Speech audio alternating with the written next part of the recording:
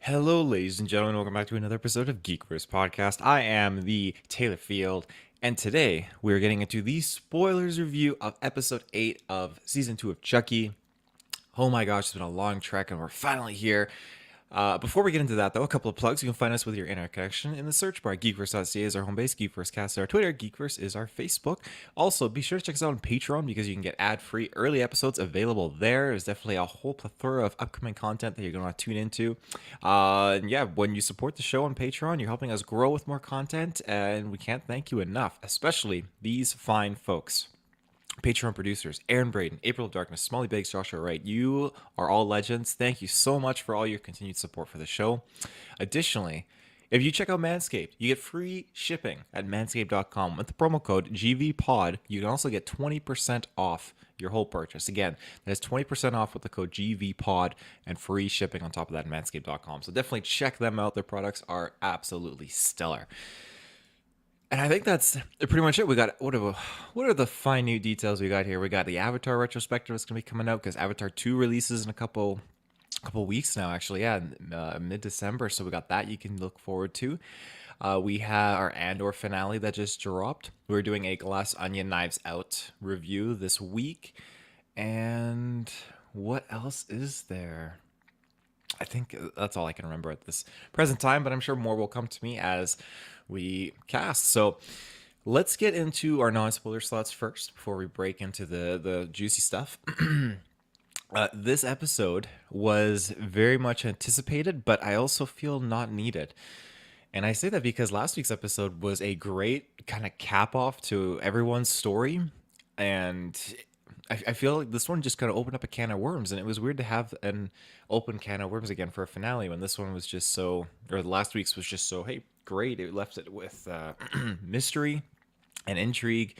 And it kind of just closed things off. And I feel like they wanted to capitalize on certain things, maybe even that time of year for this episode, which is totally fine, but I feel like it wasn't justified enough because when they opened this can of worms, I felt like, and we're just getting into a whole new season, but it felt rushed, which should never be the case for a finale. So it kind of was more of a negative stance I took for this, even though it was a very long episode, which is very nice.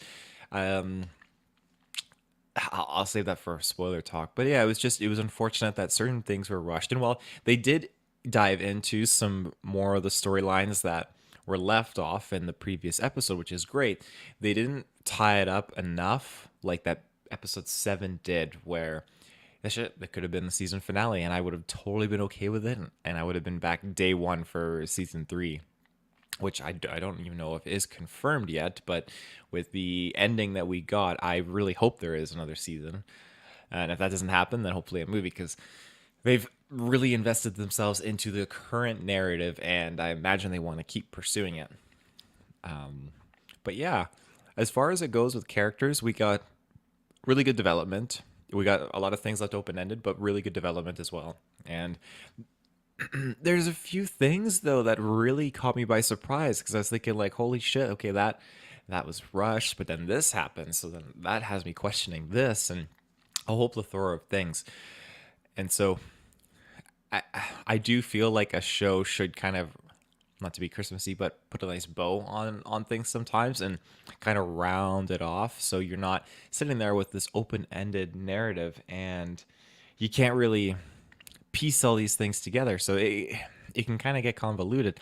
And I'm not saying that was the whole episode. It certainly was a portion and probably more like set to the back half. The first quarter and a half of this episode was great in terms of the narrative and the development and just our characters kind of coming together. So I'm very, very happy about that. But yeah, once we got to like the halfway mark and then especially at the very end, it's like, okay, this is getting a little bit expedited. But that's pretty much it for my non-spoilers. So if you haven't seen the episode, go tune into it and then come on back and we can get into this together. So let's do it. 3, 2, 1, spoiler territory. Our episode begins with Charles Lee Ray having his life flash before his eyes. And it really hones in on Charles and his relationship with the therapist, Dr. Mixter. So at this point, we kind of backtrack in the previous episode a little bit where you see Chucky just lying on the ground, the jaw shut off, and just kind of like light flashing through their eyes. We even get some backstory on how he wanted to get one of the kids to kill in order to create more Chuckies. So we kind of get into that sense, which is neat. We get several flashbacks of season one with Chucky pushing the crew, everyone over the edge, and killing some of their parents. And we called it last week. Chucky Prime did a quick second transition and put his soul into the doctor while the team was held up in the church. And this, it totally makes sense. It's Chucky. You just can't take him out. He knows what's going to happen. So, yeah, he put his soul into her body, swapped her soul into the doll's body. She lost her jaw, so she couldn't talk, resulting in her, unfortunate demise. But then the whole life flashing before the eyes thing, we realized in retrospect that, oh, it's not Chucky that's imagining this, it's the doctor imagining this, all the good times. Because you think, like, oh, Chucky really enjoyed all these good times with the doctor. And it's like, no, sure as shit. No, it's just the doctor who had this like fixation and maybe borderline love interest into him with this obsession because she's imagining that they're dancing and all that stuff. So it was interesting in retrospect how you can kind of piece two and two together like that. But anyways, so Chucky Prime took this quick second as they were running away, just decks the doctor. She's fucking down. Holy shit. And then he just does Dembala, give me the power, I beg of you, right into her. And this is all while the team is still dealing with Sister Ruth in the church, so they can't get out there in time. When they do, yes, she's down for the count. And yeah, that was the shocking scene where Andy just shoots the Jaws doll off, unbeknownst that it's the doctor. And now we see here continuing on after, of course, she was, I say, the doctor. Pardon me. Oh my goodness.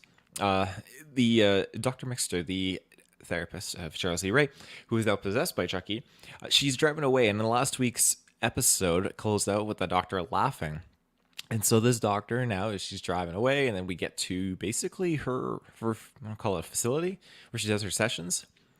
And so when Chucky is here, okay, he's going for something. And of course, there's a hidden safe, and it's in behind this painting, and Chucky knows the code, opens it up, and boom, there is a mint condition good guy doll. And so forth rolls the Christmas tunes.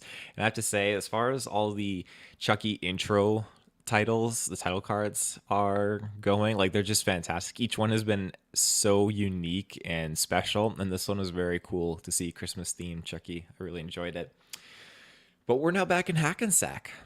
School has been shut down because people got murdered out the wazoo there. So that's definitely not a thing anymore for the trio. So we're back in Hackensack, and a bit of time has passed because now we're a few days before Christmas. Lexi, she's in rehab and she's getting help for addiction issues, which is great. Lexi, in her group, shares how her monster in her life is really her mother. They were alluding to Chucky, and definitely, yeah, they not devoid of the notion of implying it was, but Jake is also in this group, but it doesn't appear like he's actually participating in it. Like, it's more so that he just popped in like, hey Lexi, like, I'm sorry to bother you, but I'm here just to kind of visit. So that's when we learn, okay, Jake is gonna stay with Lexi over the holidays. Gets permission from Jake's mom. Totally, or not Jake's mom, Lexi's mom totally agrees. It's all good. It's all good. And then Devin magically appears, and so both are staying with Lexi's family.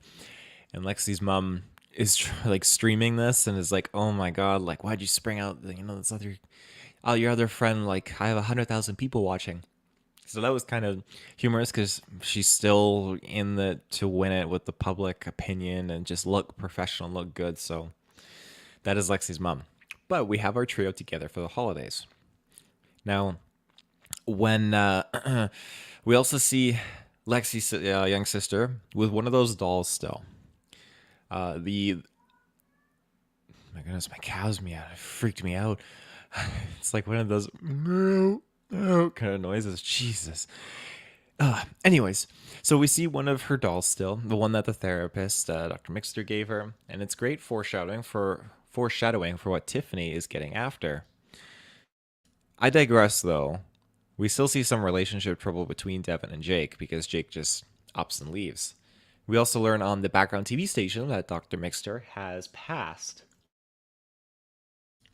And notably because Chucky bumped his soul back into the doll, so there is that. And now here we are at the hospital. Glenda has brought flowers for Glenn, whom appears to be unconscious. Glenda then calls Tiffany, who is still in hiding because everyone wants to, police want to bring her in for questioning. She's a murderer, all that jazz. And they discuss how Glenn had a matter of days left to live. And well, we mentioned this before as well. The goal implied is to swap Glenn's soul back into the doll. However, this requires Tiffany to portray Jennifer one last time, like just act it out, to sneak in. Before I continue on, I'm going to jump to a quick ad break, and we will be right back. And we're back. So the scene transitions here. Now we get Chucky browsing a catalog, and he's got some like Christmas music going on. He's humming away, and he finds himself a chainsaw, notably labeled as being very quiet. Also worth noting, Chucky has his own credit card for online shopping. It literally says Chucky on the card, which is very humorous. But he makes a joke. Oh, yeah. I've been super naughty, so I deserve this. And then we get our second scene episode of the episode where Lexi's mom is putting on a show for her followers yet again with the Christmas nativity scene, acting as a reminder that they have the doll Tiffany requires, and she's put it out into the open world now, so okay, foreshadowing again, this is going to have some kind of an effect later. And at this point in time, we started a few days before Christmas, but the days are just like jumping one day at a time. It's still pretty fast paced, but it's slow enough that it's not hugely problematic at this point. So when we get back to the hospital, Glenda sneaks into Glenn's room with the doll, and with a quick move manages to dispatch the guard. Not like kill, but send him off away. This immediately allows Tiffany to sneak into the room as well, dressed as a nurse, and when the guard returns and enters the room, immediately deduces that, oh my gosh, it's the wanted Jennifer, but he is down by her quick act because she just smashes a vase on his head, and then Glenda proceeds to the defibrillator, the living shit out of him because he's wet from the vase. So he roasts like a chicken, oddly enough. No fire deterrents or sprinklers activate, which is very peculiar in a hospital, but I digress. Tiffany sees the doll from Lexi's mom that's been posted on social media, and then okay, here we have the boom here. That's like, oh my gosh, I need to get to this doll. I need to have it so I can transfer my soul into it. Now we see the doll is back. This is Chucky's and Tiffany's doll child, and I can't even remember if they got the same actor to voice the doll, but yeah, just the voice sounded like spot on like the other ones, the other films. But yeah, this time they've decided to call themselves Gigi, and it confesses they want to travel. I believe they said in Europe, England, I believe, was where they wanted to go. So Jenna or Tiffany wanted to not let them go, but such is the case. So Tiffany then, she knows her next objective is to get this doll. And so now we skip ahead and we're one day away from Christmas. And finally we see Jake return with a big gift for Devin. So the beginning of this episode, Jake left to go get a gift, and now he's just come back, and it's been multiple days. So I'm hoping that he wasn't at the mall for at least like 3 days trying to find this gift. But Jake gets a kick-ass gift of podcasting gear for Devin. But Devin shits all over that. Now I'm wondering where Jake got the cash for it, first of all, but at the Lexi house, maybe he borrowed the money from the Lexi house. I don't know. But at this point in time, after Jake, felt really like shit because Devin crapped all over the gift, we're going to dinner time. An absolute feast. And of course, before anyone can eat, Lexi's mom has to capture the moment on social media. That's so typical of her. Jake and Devin get into a dispute regarding the podcast gift at the dinner table. And Devin has the audacity, pun very much intended, to say podcasting is shit. Podcasting shit is so last year. And I just have to say, like, hell no. Podcast is so today. It's not so last year. What are you talking about, Devin? That is bullshit, and you know it. And now we see Lexi here start to dish it out with her mom, but much more sincere than Devin and Jake's argument. Jake steps in even to defend Lexi as she tries to apologize to her mom. And it started rough, but it had a relatively good conclusion. And then we see things proceed and feel pretty good with everyone, even a little bit so with Jake and Devin. But that is starting to change because we see little good guy doll footsteps in the snow outside. And our main crew, they're all getting tucked into bed, and Lexi's in the big bed, and Jake and Devin are sleeping in matching pajamas, sleeping in sleeping bags on the floor. It's very cute. And this part I like a lot because the group is all in Lexi's room talking about how, yes, Chucky is dead, but also how will they move on, like, not to be like Andy or Kyle, where you've always succumbed to the obsession and paranoia of Chucky being around the corner, wondering if another accident is really an accident or is Chucky coming back. And I love how Jake reassures the group that Chucky is dead. To me, it makes this comeback feel so much more hyped than anticipated. Now we get to Jake and Devin finally. They have a super passionate kiss on the mistletoe, and they just kind of come to terms finally and make up for all the craziness that was in their relationship. They really overcame some obstacles here in this moment, which is great, just to kind of talk it out, because they weren't properly communicating in the earlier episodes. So now, after all the tribulations, they finally have done it and have come to terms here. So it was great. And then it happens. Down the chimney came the chainsaw Chucky with a Santa hat. And oh man, this is what I've been waiting for, the Christmas Chucky. So we get some holiday jingles with Chucky reciting them in this next scene here, it was just fantastic. And now Tiffany shows up. So we know, obviously, Tiffany is hunting for the doll to swap souls with. So now both Chucky and Tiffany are creeping in around the house. And I first thought this was Lexi that caught her, but it was Lexi's mom that caught Tiffany. She is so bloody gullible. Jesus. And weirdly enough, very catering to Tiffany, who's just caught as a stranger in her home. She assumes it's Jennifer and totally disregards the fact, like, oh, you want for murder charges? Oh, no, that's fine. It doesn't matter. So Tiffany's just rolling with it, like, oh, can I, there's a doll. I need to see the doll because all the other ones got destroyed. I need it for my public image, my court case, all that jazz. Chucky quietly appears behind Lexi's mom. While Lexi's mom is busy trying to get the phone out and record Jennifer, and she's super giddy in doing so. So when Chucky appears, he's standing on the staircase railing, and he's got his really fucking insanely quiet chainsaw he turns on. That thing was fucking quiet. He made sure to wear protective eyewear as well, and this is the end for Lexi's mom. He jumps up off the staircase in the ultimate slow-mo scene of the century and just plants the chainsaw right into center on her head and just, like, saws down and literally cuts her right in half. I've only seen her brutal scene like this once before in Wrong Turn 2, and that was with an axe, and this was a chainsaw. It was brutal.